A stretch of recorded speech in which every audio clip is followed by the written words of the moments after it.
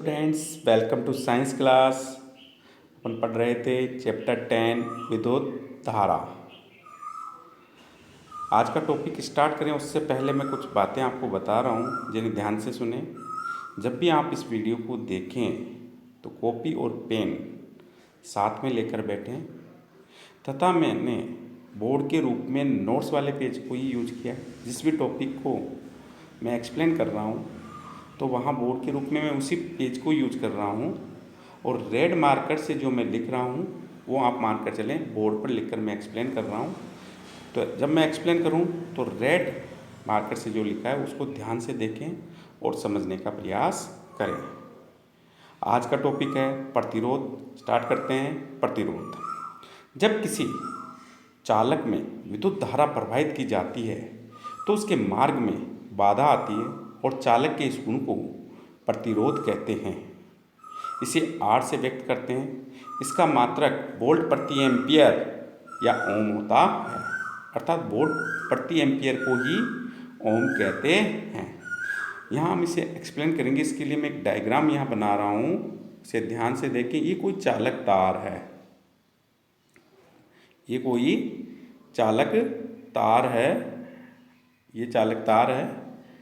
और इसमें क्या है, चालक तार जो है यानी कि पदार्थ है, उसमें अणु भी हैं, परमाणु भी हैं, आदि सभी पाए जाते हैं। इसमें मुक्त इलेक्ट्रॉन है, मुक्त इलेक्ट्रॉन। किसी चालक में जितने अधिक मुक्त इलेक्ट्रॉन होंगे उसकी चालकता उतनी ही अधिक होगी। और इसी में कुछ परमाणु भी हैं, ये परमाणु हैं। इसमें ये मुक्त इलेक्ट्रॉन जो हैं ये इस समय किसी भी दिशा में गति कर सकते हैं, लेकिन जब इसे हम बैटरी या सेल से जोड़ देते हैं तो ये ऋण आवेश से धन आवेश की ओर गति करते हैं। तो ये इलेक्ट्रॉन की गति की दिशा क्या हो जाएगी, यहाँ इलेक्ट्रॉन की गति की दिशा होगी ऋण आवेश से धन आवेश की ओर, और धारा की दिशा जो होगी वो यहाँ धन आवेश से ऋण आवेश की ओर होगी। अब यहाँ जब ये इलेक्ट्रॉन, भाई सबसे छोटा आवेश किस पर होता है, इलेक्ट्रॉन पर। तो हम कह सकते हैं आवेश या इलेक्ट्रॉन जब ये गति करते हैं तो इनकी गति के मार्ग में जो बाधा आती है वो बाधा ही जो है प्रतिरोध कहलाता है। तो यहाँ हम कह सकते हैं भाई चालक में आवेशों के प्रवाह के मार्ग में ये आवेश गति करेंगे। सबसे छोटा आवेश इलेक्ट्रॉन पर, तो इलेक्ट्रॉन गति करेंगे। तो इलेक्ट्रॉनों की गति के मार्ग में जो बाधा आ रही है वही क्या है, प्रतिरोध है। इलेक्ट्रॉनों की गति के मार्ग में बाधा होगी तो धारा प्रवाह के मार्ग में भी क्या होगी, बाधा होगी। तो हम कह सकते हैं चालक में आवेशों के प्रवाह के मार्ग में उत्पन्न बाधा प्रतिरोध कहलाता है। या कह सकते हैं चालक में विद्युत धारा के प्रवाह के मार्ग में उत्पन्न बाधा प्रतिरोध कहलाता है। इसे R से प्रदर्शित करते हैं और इसका मात्रक ओम होता है। किसी चालक का प्रतिरोध जो है वो उसकी चालकता के व्युत्क्रमानुपाती होता है, अर्थात यदि किसी चालक का प्रतिरोध अधिक है तो उसकी चालकता कम होगी, और यदि किसी चालक का प्रतिरोध कम है तो उसकी चालकता अधिक होगी। अब हम लेते हैं नेक्स्ट टॉपिक, चालक का प्रतिरोध किन किन कारकों पर निर्भर करता है। तो देखो चालक का प्रतिरोध जो है वो निम्न कारकों पर निर्भर करता है। नंबर 1, चालक की लंबाई पर। नंबर 2, चालक के अनुप्रस्थ काट के क्षेत्रफल पर। नंबर 3, चालक की प्रकृति पर। और नंबर 4 है ताप पर। तो हम यहाँ बारी बारी से इनका अध्ययन करेंगे। तो पहले हम लेते हैं चालक की लंबाई।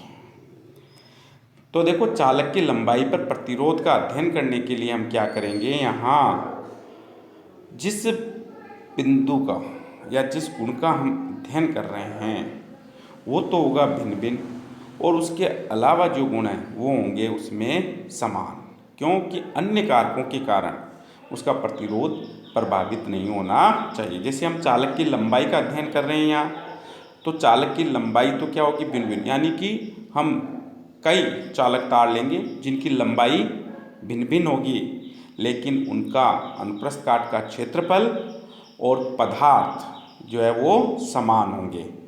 ताप एक ही ताप पर करेंगे तो वो समान रहेगा। तो यहाँ हम जो चालक तार ले रहे हैं वो लंबाई में क्या होने चाहिए, भिन्न भिन्न होने चाहिए, और उनका अनुप्रस्थ काट का क्षेत्रफल और पदार्थ जो है वो समान होने चाहिए। अब इन तारों का हम क्या करते हैं, प्रतिरोध ज्ञात करते हैं। तो लंबाई व प्रतिरोध के बीच हम ग्राफ खींचते हैं। तो ग्राफ हमें इस प्रकार का प्राप्त होता है। ये प्रतिरोध है, प्रतिरोध को R से रिप्रेजेंट करते हैं, और ये लंबाई है, लंबाई को L से प्रदर्शित करते हैं। तो हम ग्राफ खींचते हैं तो ग्राफ एक सीधी रेखा में प्राप्त होता है। ग्राफ हमें एक सीधी रेखा में प्राप्त होता है, और इसका अर्थ है कि R समानुपाती L होता है। R समानुपाती क्या होता है, L। यानी कि जैसे जैसे हम चालक का प्रतिरोध बढ़ाएंगे, चालक की लंबाई बढ़ेगी, वैसे वैसे ही चालक का प्रतिरोध भी क्या होगा, यहाँ बढ़ता जाएगा। तब हम कह सकते हैं कि प्रतिरोध लंबाई के समानुपाती होता है। अर्थात लंबाई को बढ़ाने पर प्रतिरोध क्या होगा, बढ़ेगा। लंबाई को कम करने पर प्रतिरोध भी क्या होगा, कम होगा। जैसे लंबाई को हमने डबल कर दिया तो प्रतिरोध भी क्या होगा, डबल हो जाएगा। लंबाई को हमने हाफ कर दिया तो प्रतिरोध भी क्या होगा, हाफ हो जाएगा।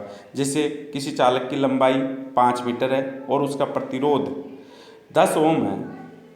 अब चालक की लंबाई को आधा कर दिया जाए, यानी कि 5 का आधा 2.5 कर दिया जाए, तो उसका प्रतिरोध कितना होगा, तो प्रतिरोध भी क्या होगा, आधा हो जाएगा। पहले 10 ओम था तो अब कितना हो जाएगा, 5 ओम होगा। तो लंबाई को दुगना करने पर प्रतिरोध दुगना, लंबाई को आधा करने पर प्रतिरोध आधा होगा। इसके लिए हम एक सूत्र यहाँ काम में ले सकते हैं, R1 बट्टा R2 बराबर L1 बट्टा L2। R1 बट्टा R2 बराबर L1 बट्टा L2। अब इस पर एक न्यूमेरिकल मैं आपको दे रहा हूँ, वो आपको करना है। किसी चालक की लंबाई 10 मीटर है तथा इसका प्रतिरोध 15 ओम है।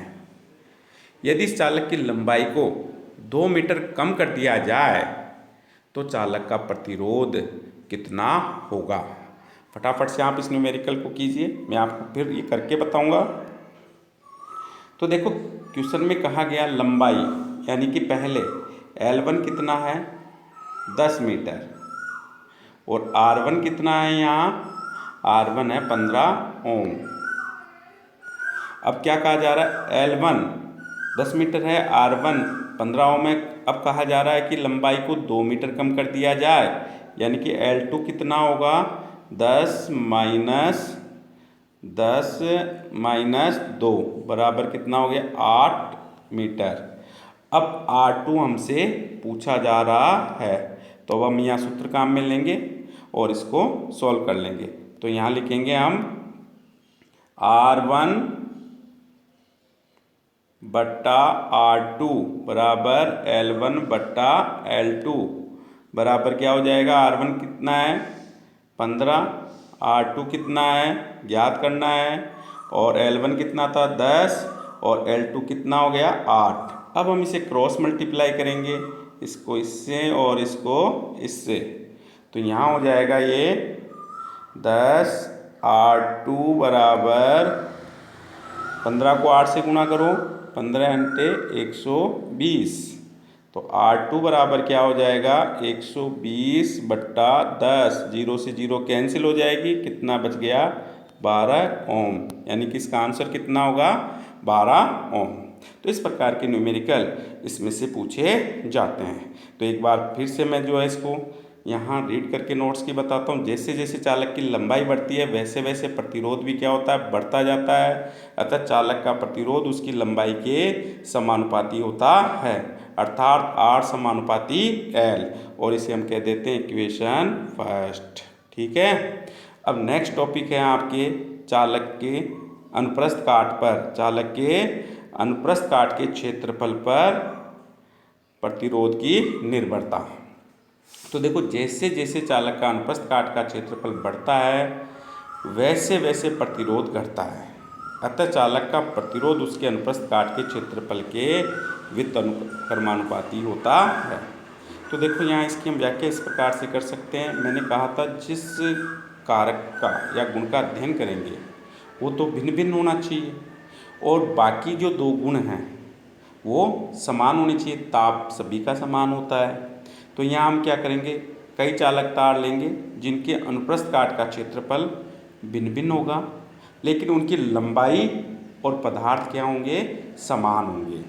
क्योंकि लंबाई और चालक पदार्थ के कारण से चालक का प्रतिरोध परिवर्तित नहीं होना चाहिए। अब हम इनका क्या करेंगे, प्रतिरोध ज्ञात करेंगे।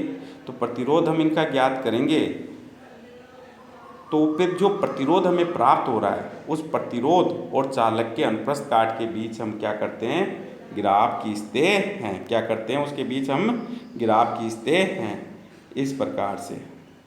यहाँ हमने ले लिया प्रतिरोध और यहाँ हमने ले लिया अनुप्रस्थ काट का क्षेत्रफल। ठीक है, तो ग्राफ हमें इस प्रकार से प्राप्त होता है। ये मान लो यहाँ पहला बिंदु है, ये दूसरा बिंदु है और ये तीसरा बिंदु है, ये प्राप्त हो रहे हैं।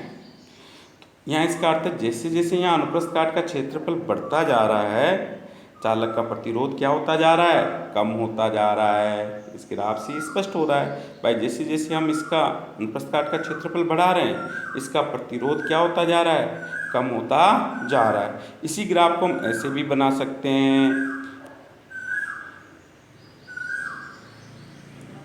ये प्रतिरोध है और ये क्या है, अनुप्रस्थ काट के क्षेत्रफल को के व्युत्क्रम के रूप में इसे हमने लिख लिया 1/a। अब इसका मतलब है कि यहाँ अनुप्रस्थ काट का क्षेत्रफल क्या होगा, हम जैसे रीडिंग इसमें रखेंगे कम होता जाएगा तो प्रतिरोध क्या होता जाएगा, बढ़ता जाएगा। 1/a का मतलब हो गया उस प्रतिरोध को हम जैसे इसमें रखेंगे तो वो क्या होगा, इसमें बढ़ता जाएगा। तो इसका अर्थ हो गया कि प्रतिरोध जो है वो अनुप्रस्थ काट के क्षेत्रफल के क्या होता है, व्युत्क्रमानुपाती होता है। यहाँ अनुप्रस्थ काट के क्षेत्रफल को हम बढ़ाएंगे तो प्रतिरोध क्या होगा, कम होगा। यदि इसको हम कम करेंगे तो प्रतिरोध क्या होगा, बढ़ेगा। प्रतिरोध क्या होगा, बढ़ेगा। यानी यहाँ विपरीत प्रभाव होगा। जैसे अनुप्रस्थ काट के क्षेत्रफल को हम आधा कर दें तो प्रतिरोध क्या होगा, दुगना हो जाएगा। और अनुप्रस्थ काट के क्षेत्रफल को हम 2 गुना कर दें तो यहाँ प्रतिरोध क्या होगा, आधा हो जाएगा। देखो अनुप्रस्थ काट का क्षेत्रफल कैसे पता चलेगा हमें, ये कोई चालक तार है, ये चालक तार है, ये तो क्या होती है, लंबाई होती है।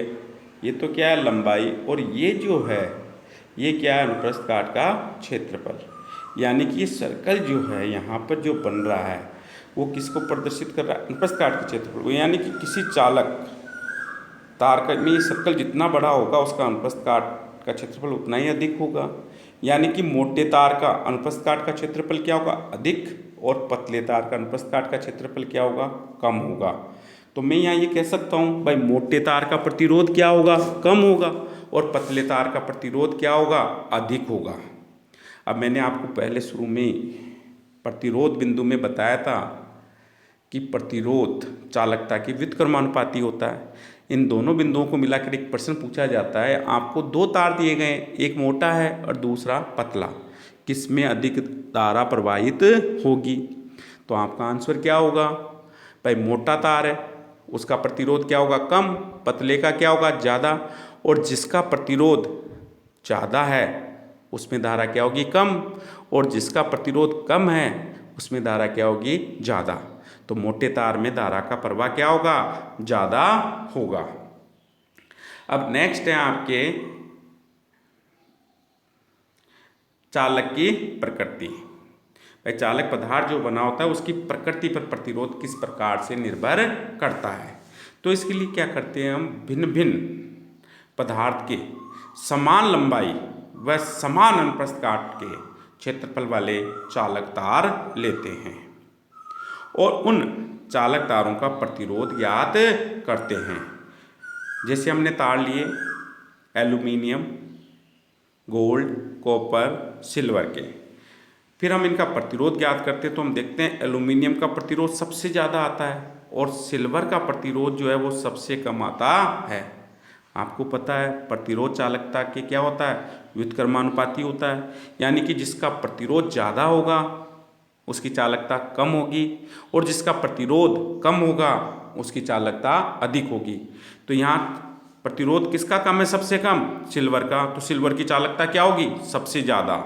और सबसे ज़्यादा प्रतिरोध यहाँ किसका है? एल्यूमिनियम का, तो एल्यूमिनियम की चालकता क्या होगी? इन सब में सबसे कम। तो चालकता के क्रम की बात हम करेंगे तो सिल्वर की चालकता क्या होगी? सबसे ज़्यादा, उससे कम कॉपर की, उससे कम गोल्ड की, और उससे कम जो है चालकता एल्यूमिनियम की होगी। अब नेक्स्ट टॉपिक है आपके चालक का प्रतिरोध जो है वो ताप पर किस प्रकार से निर्भर करता है। तो प्रतिरोध की ताप पर निर्भरता, तो देखो जैसे जैसे चालक का ताप बढ़ाते हैं, जैसे जैसे चालक का ताप बढ़ाते हैं वैसे वैसे प्रतिरोध क्या होता है? बढ़ता है, अर्थात उसमें विद्युत धारा कम प्रवाहित होगी, जैसे तांबा, लोहा, एल्यूमिनियम आदि। तो यहाँ देखो मैं इसमें पहला पॉइंट जो ले रहा हूँ वो है भाई चालक का ताप बढ़ाने पर, चालक जैसे एल्यूमिनियम, सोना, तांबा, चांदी, ये सभी क्या है? चालक हैं। तो इनका ताप बढ़ाते हैं तो प्रतिरोध भी क्या होता है? बढ़ता है। आपको पता है प्रतिरोध चालकता के व्युत्क्रमानुपाती होता है, तो इनकी चालकता क्या होगी? कम, अर्थात उसमें विद्युत धारा क्या होगी? कम प्रवाहित होती है। तो क्वेश्चन पूछा जाता है यदि किसी चालक का ताप बढ़ाया जाता है तो प्रतिरोध किस प्रकार से परिवर्तित होता है। तो आपका आंसर होगा किसी चालक का ताप बढ़ाने पर प्रतिरोध भी क्या होगा? बढ़ता है। प्रतिरोध भी क्या होता है? बढ़ता है। जैसे उदाहरण के लिए तांबा, लोहा, एल्यूमिनियम, सोना, चांदी आदि। अब नेक्स्ट पॉइंट है इसका अर्धचालक। जैसे जैसे अर्धचालक का ताप बढ़ाते हैं, जैसे जैसे अर्धचालक का ताप बढ़ाते हैं वैसे वैसे ही उसका प्रतिरोध क्या होता है? कम होता है। अब प्रतिरोध कम होगा तो उसमें विद्युत धारा क्या होगी? अधिक प्रवाहित होती है। तो देखो यहाँ अर्धचालक जैसे सिलिकॉन, जर्मेनियम आदि का ताप बढ़ाएंगे तो प्रतिरोध क्या होगा? कम होगा। आपको पता है प्रतिरोध चालकता के व्युत्क्रमानुपाती है, प्रतिरोध कम होगा तो धारा का प्रवाह क्या होगा? अधिक होगा। क्वेश्चन पूछा जाता है यदि किसी अर्धचालक का ताप बढ़ा दिया जाए तो प्रतिरोध किस प्रकार से परिवर्तित होगा। तो आपका आंसर होगा प्रतिरोध कम होगा और धारा अधिक प्रवाहित होगी। अब देखो नेक्स्ट टॉपिक है धातुओं जैसे मैग्नीन का प्रतिरोध ताप परिवर्तन के साथ बहुत कम परिवर्तित होता है। नेक्स्ट है कुछ धातुओं में ताप कम करने पर एक निश्चित ताप पर प्रतिरोध शून्य हो जाता है, इस गुण को अतिचालकता कहते हैं। तो क्वेश्चन पूछा जाता है अतिचालकता किसे कहते हैं। तो आपका आंसर होगा कुछ धातुओं में ताप कम करने पर एक निश्चित ताप पर प्रतिरोध शून्य हो जाता है, इस गुण को अतिचालकता कहते हैं, और उस पदार्थ को अतिचालक पदार्थ कहते हैं। जैसे पारे का प्रतिरोध 4.2 केल्विन ताप पर शून्य हो जाता है। तो यहाँ प्रश्न पूछे जाते हैं पारे का प्रतिरोध किस तापक्रम पर शून्य हो जाता है। तो आपका आंसर होगा 4.2 केल्विन ताप पर शून्य हो जाता है। क्वेश्चन पूछा जाता है पारा किस तापक्रम पर अतिचालकता को प्रदर्शित करता है। तो आपका आंसर होगा 4.2 केल्विन ताप पर अतिचालकता को प्रदर्शित करता है। इसी क्वेश्चन को इस प्रकार से पूछा जा सकता है पारे का प्रतिरोध 4.2 केल्विन ताप पर कितना होता है। तो आपका आंसर होगा शून्य होता है। नेक्स्ट टॉपिक लेते हैं प्रतिरोधकता या विशिष्ट प्रतिरोध। तो देखो हमने पढ़ा R समानुपाती L होता है, R समानुपाती L होता है और R व्युत्क्रमानुपाती A होता है। तो R समानुपाती L को हमने समीकरण फर्स्ट कह दिया और R व्युत्क्रमानुपाती A को हमने समीकरण सेकंड कह दिया। अब समीकरण 1 व 2 से हमने लिख लिया R समानुपाती L/A। अब हमने इस समानुपाती के साइन को हटाया तो हमारे पास एक तो बराबर का साइन आता है, एक नियतांक आता है रो या इसकी जगह काम में ले सकते हैं के। क्या काम में ले सकते हैं, के। अब देखो R बराबर हो गया रो एल बट्टा ए, रो एल बट्टा ए। तो यहाँ रो बराबर क्या हो जाएगा, हम इसको क्रॉस मल्टीप्लाई कर लेंगे, इसके नीचे 1 है, क्रॉस मल्टीप्लाई इसको इससे, तो ये हो जाएगा रो एल बराबर आर ए, रो एल बराबर आर ए। तो रो बराबर क्या हो गया, रो बराबर हो जाएगा आर ए बट्टा एल, आर ए बट्टा एल। इसका प्रतिरोधकता का मात्रक पूछा जाता है, तो यहाँ हम बात करते हैं इसके मात्रक की। तो रो बराबर आर ए बट्टा एल है, तो आर प्रतिरोध है, इसका मात्रक ओम होता है, बराबर ओम, और अनुप्रस्थ काट के क्षेत्रफल का मात्रक मीटर स्क्वायर बट्टा मीटर। तो ये क्या हो गया, मीटर से मीटर कैंसिल हो जाएगा, क्या बच गया, ओम मीटर। तो आपका क्वेश्चन पूछा जाता है यहाँ से विशिष्ट प्रतिरोध या प्रतिरोधकता का मात्रक लिखिए, तो आपका आंसर होगा ओम मीटर। अब देखो हम निकालते हैं भाई प्रतिरोधकता कहते किसे हैं। जैसे ये कोई चालक है और इसकी ये लंबाई L बराबर 1 मीटर है और ये अनुप्रस्थ काट का क्षेत्रफल 1 मीटर स्क्वायर है। माना कि L 1 मीटर और A 1 वर्ग मीटर या कह सकते हैं मीटर स्क्वायर। तो प्रतिरोधकता कितनी होगी, रो बराबर हमारा सूत्र था आर ए बट्टा एल, आर ए बट्टा एल। तो हम यहाँ लिख लेंगे आर तो कितना है, R ohm into 1 metre square बट्टा क्या हो गया, 1 मीटर।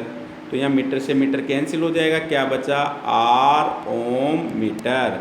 यानी कि विशिष्ट प्रतिरोध किसके बराबर हो गया, चालक के प्रतिरोध के बराबर हो गया।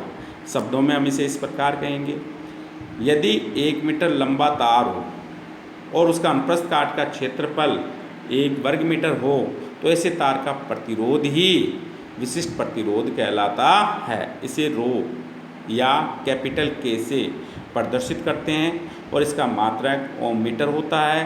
ये चालक पदार्थ की प्रकृति व ताप पर निर्भर करता है।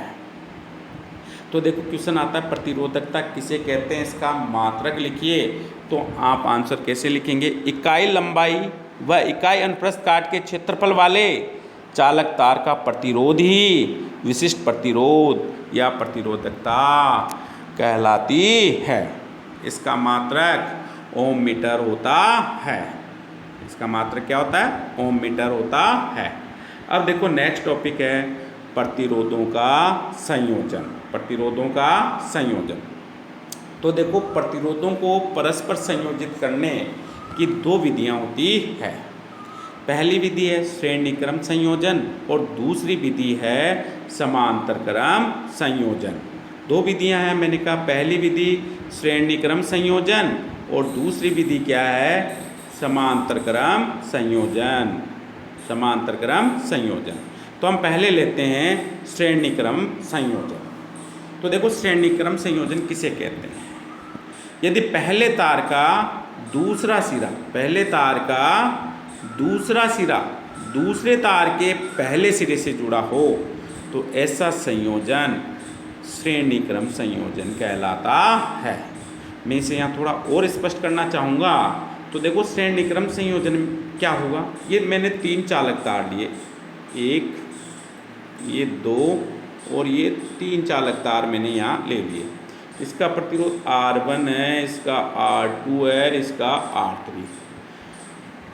R1 प्रतिरोध का ये पहला सिरा है, ये दूसरा सिरा, इसका ये पहला और ये दूसरा, ये इसका पहला और ये इसका दूसरा। अब देखो ऐसा संयोजन जिसमें पहले प्रतिरोध का दूसरा सिरा दूसरे के पहले से जुड़ा हो और दूसरे प्रतिरोध का दूसरा तीसरे के पहले से जुड़ा हो, तो ऐसा संयोजन श्रेणी क्रम संयोजन कहलाता है। अब देखो ये प्रतिरोध R1 है और ये इसके सिरे हैं, तो इनके सिरों पर विभवांतर उत्पन्न होगा। विभवांतर मापन के लिए हमने वोल्ट मीटर लगा दिया, तो इसमें जो विभवांतर होगा R1 पे वो क्या हो गया, V1 है, R2 पे मान लो क्या V2 है, इसी प्रकार R3 के सिरों पर विभवांतर क्या है, V3 है। तो ये तीनों विभवांतर जो है, जो इस परिपथ का कुल विभवांतर होगा उसके क्या होंगे, बराबर होंगे। यानी कि V1, V2 और V3 का योग जो है इस परिपथ के कुल विभवांतर V के बराबर होगा। अब देखो हम लेते हैं आगे, क्योंकि बोर्ड में प्रश्न पूछा जाता है, श्रेणीक्रम संयोजन में जुड़े 3 प्रतिरोधों का परिपथ चित्र बनाते हुए इनके तुल्य प्रतिरोध का सूत्र व्युत्पन्न कीजिए। तो हम यहाँ पहले जो है परिपथ चित्र की बात करेंगे, तो हम लेते हैं पहले परिपथ चित्र। तो देखो ये श्रेणीक्रम संयोजन है, क्यों है, क्योंकि देखो R1 का दूसरा सिरा, R1 का दूसरा सिरा R2 के पहले सिरे से जुड़ा है, R2 का दूसरा R3 के पहले सिरे से जुड़ा है। R1 के सिरों पर विभवांतर V1 है, R2 के सिरों पर विभवांतर V2 है और R3 के सिरों पर विभवांतर क्या है, V3 है। और कुल विभवांतर जो है यहाँ V के बराबर होगा। यानी कि इस परिपथ का कुल विभवांतर क्या V, और ये किसके बराबर है, V1 plus V2 plus V3 के बराबर होगा। अब परिपथ में जो धारा स्टार्ट होगी वो यहाँ बैटरी से होगी और वो कितनी होगी, I, कितनी है I, और यहाँ इसमें कितनी धारा आई, I, इसमें भी I धारा आई, इस प्रतिरोध में कितनी आई, I, इस प्रतिरोध में भी धारा कितनी आएगी, I। यानी कि परिपथ में प्रत्येक प्रतिरोध में कुल धारा I प्रवाहित होती है और यहाँ वापस से कितनी आ रही है, I, और दूसरे सिरे पर पहुँच जाती है। मैं यहाँ आपको 3 बातें बताना चाहूँगा भाई। R1, R2 और R3 के सिरों पर जो विभवांतर उत्पन्न हुआ है वो क्या होता है, इस प्रकार के संयोजन में भिन्न भिन्न होता है। तो हम कह सकते हैं श्रेणीक्रम संयोजन में प्रत्येक प्रतिरोध के लिए विभवांतर का मान भिन्न भिन्न होता है। पॉइंट नंबर 2, यहाँ देखो प्रत्येक प्रतिरोध में धारा का मान क्या है, समान है। तो हम कह सकते हैं श्रेणीक्रम संयोजन में प्रत्येक प्रतिरोध के लिए धारा का मान समान होता है और वह धारा परिपथ में प्रवाहित कुल धारा ही होती है। पॉइंट नंबर 3 में यहाँ कह सकता हूँ भाई इनका जो तुल्य प्रतिरोध होगा वो दिए गए प्रतिरोधों में जो सबसे अधिक है उससे भी अधिक प्राप्त होता है। तो ये मैंने 3 बिंदु आपको यहाँ श्रेणीक्रम संयोजन में बताए, ये तीनों बिंदु आपको ध्यान रखने होंगे। पहला मैंने कहा श्रेणीक्रम संयोजन में प्रत्येक प्रतिरोध के सिरों पर उत्पन्न विभवांतर भिन्न भिन्न होता है। दूसरा बिंदु मैंने कहा श्रेणीक्रम संयोजन में प्रत्येक प्रतिरोध में प्रवाहित धारा का मान समान होता है। और तीसरे बिंदु में मैंने कहा कि श्रेणीक्रम संयोजन में तुल्य प्रतिरोध का मान अधिकतम प्राप्त होता है, अर्थात दिए गए प्रतिरोधों में जो सबसे बड़ा है उससे भी अधिक प्राप्त होता है। अब हम अपने क्वेश्चन पे लौटते हैं। अपना प्रश्न था श्रेणीक्रम में संयोजित 3 प्रतिरोधों के लिए तुल्य प्रतिरोध का मान ज्ञात करना। तो देखो यहाँ हम बात करेंगे पहले भाई, यहाँ R1 के सिरों पर उत्पन्न विभवांतर क्या होगा, V1 होगा। और V1 किसके बराबर होगा, V1 जो है ओम का नियम क्या, V बराबर RI। तो यहाँ V1 बराबर हो जाएगा R1I, किसके बराबर होगा, R1I के बराबर होगा। V2 किसके, इसी प्रकार से V2 किसके बराबर होगा, R2I के बराबर होगा। और V3 किसके बराबर होगा, R3I के बराबर होगा। तो इसे हम देखते हैं। तो देखो हमने इनमें V1 ज्ञात किया, IR1, V2 R2I और V3 क्या हो गया, R3I होता है। अब हम लेते हैं नेक्स्ट, परिपथ में सभी जो प्रतिरोध जुड़े हैं उनके का सिरों पर जो विभवांतर बना है वो कुल विभवांतर कितना होगा। तो वो कुल विभवांतर होगा V बराबर V1 plus V2 plus V3 के बराबर। ओम के नियम से V किसके बराबर है, RI के बराबर है। तो अब हम यहाँ क्या करेंगे, इस समीकरण में V1 V2 व V3 के मान रखेंगे। तो V किसके बराबर है, RI के बराबर है। V1 बराबर क्या था, R1I था। V2 बराबर क्या था, R2I था। V3 बराबर क्या था, R3I रखा हमने। अब हमने इनमें से I क्या ले लिया, कॉमन। बाहर निकाल लिया आई को, तो आई कॉमन लिया तो ब्रैकेट में क्या बचा R1 plus R2 plus R3। अब यहाँ क्या होगा, R से जो है ये R बराबर हम ज्ञात करेंगे, तो यहाँ जो इस समीकरण में हम देखते हैं पहले I से I क्या होगा, कैंसिल हो जाएगा, तो R बराबर क्या बच गया, R बराबर बच गया R1 plus R2 plus R3। तो 3 श्रेणी क्रम में संयोजित प्रतिरोधों के लिए तुल्य प्रतिरोध का सूत्र होगा R बराबर R1 plus R2 plus R3। अब देखो ये तो हमने बात की थी 3 प्रतिरोधों की, कितने प्रतिरोधों की बात की, 3 प्रतिरोधों की। यदि प्रतिरोध ज़्यादा हो तो एक सामान्य सूत्र हम यहाँ लिख लेते हैं, क्या होगा, R बराबर R1 plus R2 plus Rn के बराबर होगा। यहाँ हम श्रेणी क्रम में लिख रहे हैं तो इसको S लगा देते हैं, भाई ये सूत्र किसके लिए, श्रेणी क्रम के लिए। तो श्रेणी क्रम संयोजन में तुल्य प्रतिरोध का सूत्र हो गया RS बराबर R1 plus R2 plus Rn तक जितने प्रतिरोध दिए होंगे उतने प्रतिरोध तक का ये सूत्र लिखा जाता है। अब देखो नेक्स्ट टॉपिक है समांतर क्रम संयोजन। तो समांतर क्रम संयोजन व इस पर आधारित जितने भी न्यूमेरिकल बोर्ड एग्जाम में पूछे जाते हैं उनकी चर्चा हम नेक्स्ट वीडियो में करेंगे। तब तक के लिए थैंक यू।